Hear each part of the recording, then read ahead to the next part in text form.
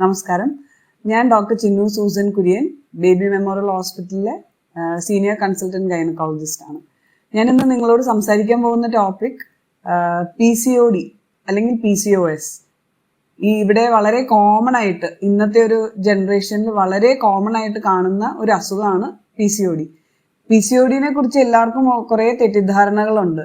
അതായത് ഇതിന് ട്രീറ്റ്മെന്റ് എടുക്കണോ, ഏത് ഏജിൽ ട്രീറ്റ്മെന്റ് എടുക്കണം, എപ്പോഴാണ് ഇതിന്റെ ട്രീറ്റ്മെന്റ് സ്റ്റാർട്ട് ചെയ്യേണ്ടത്, അതോ ഇതൊരു ലൈഫ് ലോങ് മെഡിക്കേഷൻ, അങ്ങനെയൊക്കെ ആവശ്യം, അങ്ങനെ ഒത്തിരി ഡൗട്ട്സ് ഉള്ള ഒരു പാർട്ടാണ് PCOD.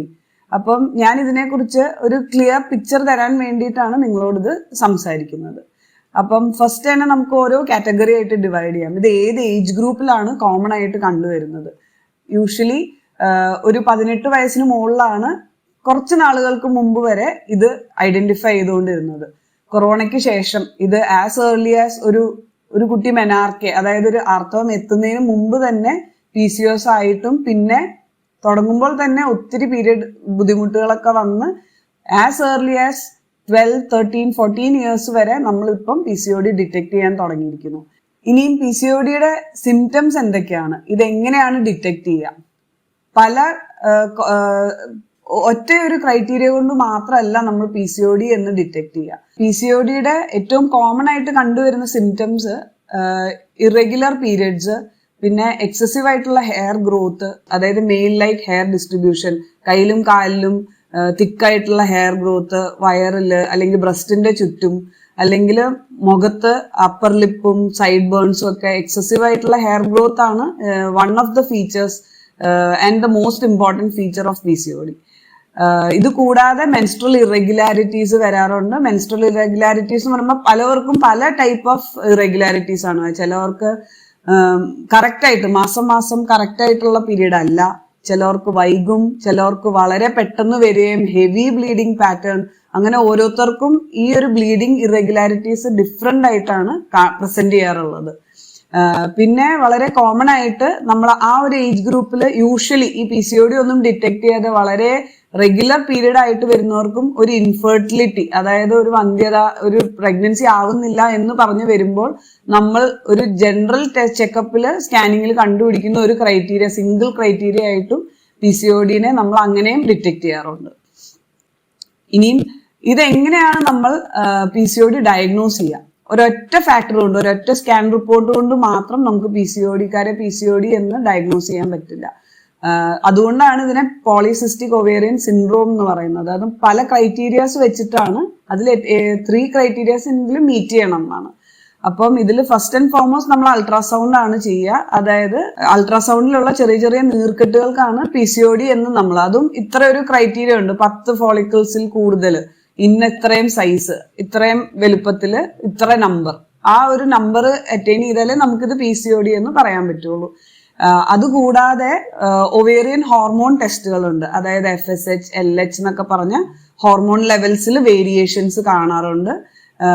മൂന്നാമതായിട്ട് ടെസ്റ്റോസ്റ്റിറോൺ ലെവൽസ്, അതായത് ആണുങ്ങളിൽ കാണുന്ന ഒരു ടെസ്റ്റോസ്റ്റിറോൺ എന്ന് പറഞ്ഞ ഹോർമോൺ PCOD പേഷ്യൻസിൽ കൂടുതൽ ഇച്ചിരി കൂടെ ഹയർ ആയിട്ടാണ് നിൽക്കാറ്.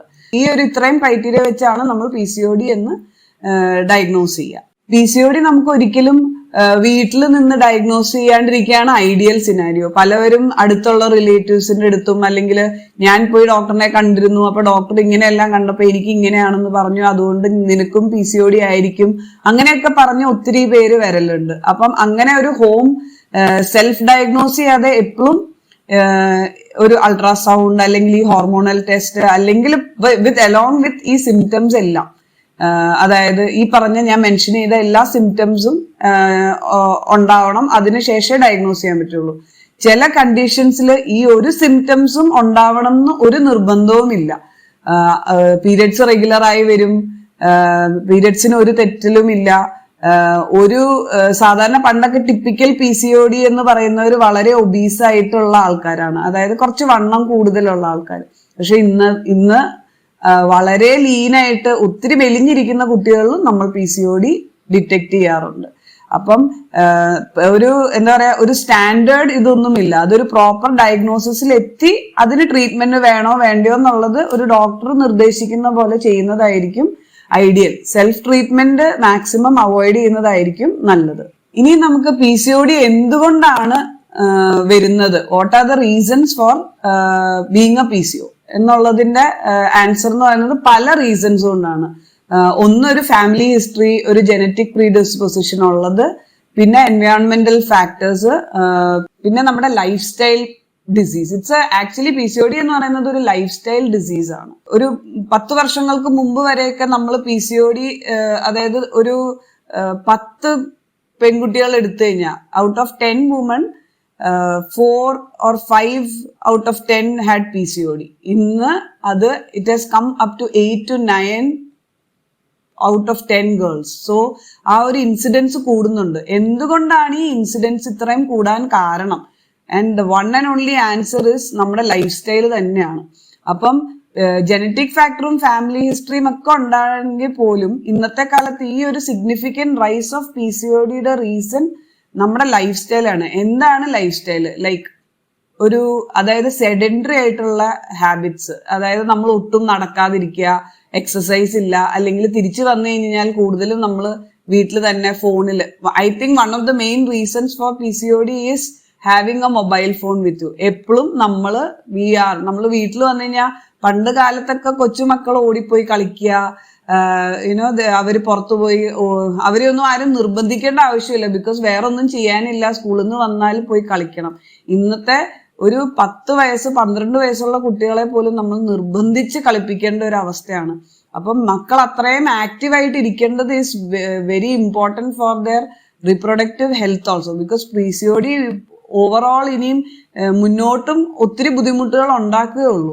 അപ്പം we have to see that നമ്മുടെ ലൈഫ് സ്റ്റൈലാണ് നമ്മൾ ചേഞ്ച് ചെയ്യേണ്ടത്. ഇതിൽ ഏറ്റവും ഇമ്പോർട്ടൻറ്റ് എക്സസൈസ്. അറ്റ്ലീസ്റ്റ് ഡെയിലി ഒരു 20 minutes വാക്ക്, അല്ലെങ്കിൽ ഓടുക, ഡാൻസ് കളിക്കുക, യോഗ, ജിം, ഇന്ന് ഒത്തിരി ഇത് അവൈലബിൾ ആണ്. So exercise is first and foremost. And second one is diet. Diet ആണ് അടുത്ത ഒരു ഇമ്പോർട്ടൻറ്റ് ഫാക്ടർ. ബിക്കോസ് ഏറ്റവും നല്ല ഡയറ്റ് എന്താന്ന് ചോദിച്ചു കഴിഞ്ഞാൽ, ഞാൻ എപ്പോഴും പറയാ ഗ്രാൻഡ് മാസ് റെസിപ്പി തന്നെയാണ്. പണ്ട് നമ്മുടെ വല്യമ്മച്ചിമാരൊക്കെ നമുക്ക് വീട്ടിലുണ്ടാക്കി തരുന്ന ഫുഡ് കഴിക്കുമ്പോൾ ഈവൻ ഫാമിലി ഹിസ്റ്ററിയും ജനറ്റിക് പ്രോബ്ലം ഒക്കെ ഉള്ളവർക്ക് പോലും PCOD ഉണ്ടെങ്കിൽ പോലും അതൊന്നും കണ്ടുപിടിക്കാണ്ടിരുന്നത് അവരുടെ good eating habits and good exercise, അല്ലെങ്കിൽ ഒരു ആക്റ്റീവ് ലൈഫ് പാറ്റേൺ കൊണ്ടാണ്. അപ്പം നമ്മളുടെ actually gold standard treatment for PCOD എന്ന് പറയുന്നത് basically diet, healthy diet and exercise. അതാണ് ഏറ്റവും ഇമ്പോർട്ടന്റ്. PCOD കൊണ്ട് other reasons for having a PCOD is നമ്മുടെ ഒരു എൻവയോൺമെന്റൽ factors like stress, decreased sleep, അല്ലെങ്കിൽ ചില സബ്സ്റ്റൻസ് അബ്യൂസസ്, ആൽക്കഹോൾ, അങ്ങനെ പല റീസൺസ് കൊണ്ട്. And these all add on to your PCOD. അടുത്തതായിട്ട് ഞാൻ പറയുന്നത് ട്രീറ്റ്മെന്റിനെ കുറിച്ചാണ്. ട്രീറ്റ്മെന്റ് എന്താണ്? PCODക്ക് നമ്മൾ ട്രീറ്റ്മെന്റ് എടുക്കണോ വേണ്ടയോ? എപ്പോഴാണ് ഈ ട്രീറ്റ്മെന്റ് സ്റ്റാർട്ട് ചെയ്യേണ്ടത്? ഏത് ഏജിൽ സ്റ്റാർട്ട് ചെയ്യണം? PCODക്ക് ട്രീറ്റ്മെന്റ് ആവശ്യമുണ്ടോ? അതായത് നമ്മളൊരു ചെറിയ കുട്ടി, ഇപ്പൊ ഞാൻ പറഞ്ഞു ഒരു 13 years തൊട്ട് നമ്മൾ PCOD ഡയഗ്നോസ് ചെയ്യുന്നു. അത് കഴിഞ്ഞ് നമ്മൾ ഉടനെ ആ കുട്ടിയെ മരുന്നിലോട്ട് അല്ലെങ്കിൽ ഹോർമോണൽ ഗുളികയിലോട്ടല്ല സ്റ്റാർട്ട് ചെയ്യുക. വെയിറ്റ് ഗെയിൻ ഉള്ള കുട്ടികൾ, ഒത്തിരി അമിതമായ വണ്ണമുള്ള കുട്ടികളാണെങ്കിൽ നമ്മൾ എപ്പോഴും ഡയറ്റും എക്സസൈസും തന്നെയാണ് ഈ പിള്ളേരിൽ കൂടുതൽ നമ്മൾ പറഞ്ഞു കൊടുക്കേണ്ടത്. ഹോർമോണൽ പിൽസ് ഒക്കെ ഏറ്റവും മാക്സിമം ബെസ്റ്റ് അവോയ്ഡഡ് ആണ്. പക്ഷെ ഒരു 18 വയസ്സിന് മുകളിൽ, അതായത് പീരീഡ് ഒത്തിരി ഇറഗുലർ ആയിട്ട് വരിക എന്ന് വെച്ചാൽ ആ ഒരു ഏജ് ഗ്രൂപ്പ് എന്ന് പറയുമ്പോൾ നമ്മൾ എപ്പോഴും ഒരു മാരേജബിൾ ഏജിലോട്ട്, ഒരു റീപ്രൊഡക്റ്റീവ് ഏജിലോട്ട് അവർ എത്തുന്ന ഒരു ടൈമാണ്. അപ്പം ആ ഒരു ടൈമിൽ 18 to your maybe 24 and 18 and above ideally നമുക്ക് ഹോർമോണൽ പിൽസിലോട്ട് സ്റ്റാർട്ട് ചെയ്യാം. ഹോർമോണൽ പിൽസ് എന്ന് പറയുമ്പോൾ നമ്മളത് തെറ്റായിട്ട് ഉൽപ്പാദിപ്പിക്കുന്ന ഹോർമോൺസ് കറക്റ്റ് ആയിട്ട് നമ്മൾ കുട്ടികൾക്ക് കൊടുത്ത് പീരീഡ് റെഗുലർ ആവാൻ ഹെൽപ്പ് ചെയ്യുകയും കറക്റ്റ് മാസം മാസം മെൻസസ് ആവുകയും ചെയ്യാനാണ് നമ്മൾ ഈ ഹോർമോണൽ ട്രീറ്റ്മെന്റ് സ്റ്റാർട്ട് ചെയ്യുക. എത്ര നാൾ ഈ മരുന്ന് കഴിക്കണം? PCOD നമുക്ക് പെട്ടെന്ന് ട്രീറ്റ് ചെയ്യാൻ പറ്റുന്ന ഒരു കണ്ടീഷൻ അല്ല. അതായത് ഇറ്റ് ടേക്സ് ടൈം. നമ്മുടെ ഓവറീസ് എന്ന് പറയുന്നത് it is as soft as your lips എന്നാണ് പറയാ. അത് സ്ലോലി ഒരു ബോണി കൺസിസ്റ്റൻസിലോട്ട് അത് ഹാർഡ് ആവുകയാണ്. അപ്പൊ ആ ഓവറി വളരെ ഈസി ആയിട്ട് ഒരു ഓവം റിലീസ് ചെയ്യാൻ പറ്റാത്തതുപോലെ ആയി കഴിയുമ്പോൾ അതിലിങ്ങനെ ഹോർമോൺസ്, അതായത് ആൻഡ്രജൻ ലെവൽസ് കൂടി അത് ഹാർഡ് ആവുകയാണ് ചെയ്യുക.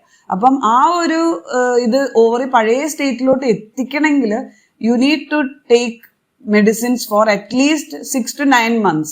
ഇതിനൊരു സ്റ്റാൻഡേർഡ് പ്രോട്ടോകോൾ ഒന്നുമില്ല. പക്ഷെ നമ്മൾ ഇതുപോലെ കണ്ടിന്യൂസ് ഒരു ലോങ് ടേം മെഡിസിൻ കൊടുക്കുന്നതിലും നല്ലത് അറ്റ്ലീസ്റ്റ് 6 months മെഡിസിൻ എടുക്കുക. പീരിയഡ്സ് ഒന്ന് റെഗുലർ ആവാൻ തുടങ്ങി കഴിഞ്ഞ് കഴിഞ്ഞാൽ അത് സ്റ്റോപ്പ് ചെയ്ത് നമ്മുടെ ഡയറ്റും എക്സസൈസും പ്രോപ്പറായിട്ട് ഫോളോ ചെയ്യുക. അതൊക്കെയാണ് ഇതിൽ ഏറ്റവും important.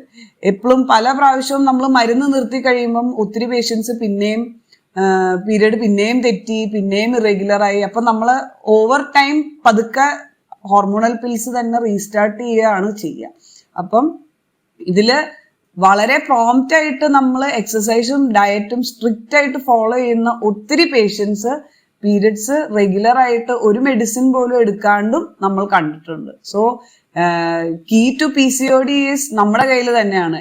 Good healthy eating habits and exercise. Common ആയിട്ട് എപ്പോഴും ഒത്തിരി പേര് ചോദിക്കാറുള്ള ഒരു ഡൗട്ടാണ്, PCOD വന്നു കഴിഞ്ഞ് കഴിഞ്ഞാൽ പിന്നെ നമ്മൾ കുഞ്ഞുങ്ങളുണ്ടാവില്ലേ, കുഞ്ഞുങ്ങളുണ്ടാവാൻ IVF എടുക്കേണ്ടി വരുമോ? ഒരിക്കലും PCOD എന്ന് പറയുന്നത് ഒരു സിവിയർ ആയിട്ടുള്ള ഒരു ഡിസീസ് അല്ല. ഇറ്റ് ഈസ് ജസ്റ്റ് ദാറ്റ് നമ്മുടെ ഓവുലേഷൻ കറക്റ്റ് അല്ല. അതായത് നേരത്തെ പറഞ്ഞതുപോലെ തന്നെ ഓവറീസിൽ ചെറിയ ചെറിയ സിസ്റ്റുകളാണ്. അപ്പം പ്രോപ്പർ ടൈമിൽ ഓവുലേഷൻ ഇല്ലെങ്കിൽ നമുക്ക് പ്രഗ്നൻസി ആവാൻ ഒരു ഡിലേ ആണ് യൂഷ്വലി കാണാറ്. അത് നമ്മൾ മെഡിസിനിൽ അണ്ടർ ട്രീറ്റ്മെന്റ് സ്പോണ്ടേനിയസ് ആയിട്ട് തന്നെ കൺസീവ് ചെയ്യുന്ന ഒത്തിരി പേഷ്യൻസിനെ കാണാറുണ്ട്. പക്ഷെ ചെറിയ ഹെൽപ്പോടുകൂടി ചെറിയ മെഡിസിൻസും വേണ്ട ഒരു ഗ്രൂപ്പ് ഓഫ് ആൾക്കാരെയും കാണാറുണ്ട്. സിവിയർ PCO പോലത്തെ കണ്ടീഷനിൽ ചില സമയത്ത് IVF പോലത്തെ പ്രൊസീജിയേഴ്സിലോട്ടും പേഷ്യന്റ് പോകേണ്ട വരാറുണ്ട്. പക്ഷെ PCOD കൊണ്ട് IVF എന്ന് പറയുന്നത് ഒരു റെയർ എൻറ്റിറ്റി തന്നെയാണ്. അതിന്റെ കൂടെ വേറെ എന്തെങ്കിലും ഒരു ആഡിങ് ഫാക്ടേഴ്സ് ഉണ്ടെങ്കിൽ മാത്രമേ നമ്മൾ അങ്ങനത്തെ ഒരു IVF എന്നൊക്കെ മെൻഷൻ ചെയ്യാറുള്ളൂ. സോ PCOD ഒരു വലിയ അസുഖമല്ല, പക്ഷെ it is an hormonal imbalance. അപ്പൊ അത് കറക്റ്റ് ചെയ്യുക. And that is needed for us to have a good reproductive health. Plus later on PCOD കൊണ്ട് വേറെ പല അഡ്വേഴ്സ് ഇഫക്ട്സും ഉണ്ട് later on in your life. ഇവരൊക്കെ കൂടുതൽ ഒരു ഡയബറ്റിക് റിസ്കിലോട്ടും അല്ലെങ്കിൽ വേറെ എൻഡോമെട്രിയൽ കാർസിനോമ അങ്ങനെ പല ക്യാൻസേഴ്സിലോട്ടും ഒക്കെ പോവാൻ ചാൻസ് ഉള്ളവരാണ്. സോ ഏർലിയർ ആയിട്ട് ഡിറ്റക്ട് ചെയ്യുമ്പോൾ ഏർലിയർ ആയിട്ട് നമ്മളത് ഐഡന്റിഫൈ ചെയ്ത് നമ്മൾ ചെയ്യേണ്ട കറക്ഷൻസ് നമ്മൾ ചെയ്യുന്നതാണ് the ideal way to treat a PCOD. Thank you so much.